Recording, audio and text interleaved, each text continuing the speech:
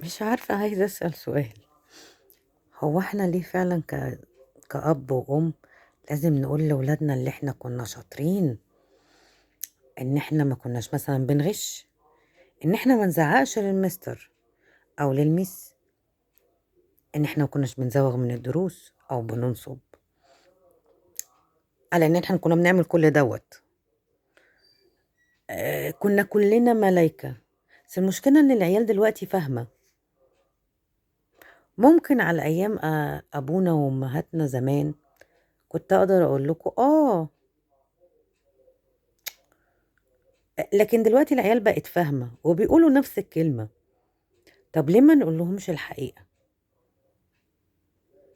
طب ما هم هيمروا بنفس التجربة.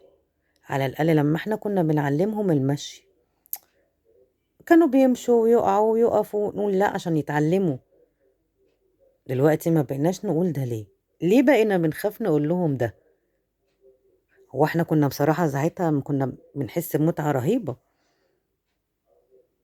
أنا ما بقولش سيبوهم، بس ليه ما بنقولش فعلا العيال، يعني مثلا عند كويز سقط أو جاب درجة وحشة، ليه ما باقولوش إن أنا كنت أصلًا باجيب 1.5 مثلًا من 50؟ ليه ما بنقولش الحقيقة دي؟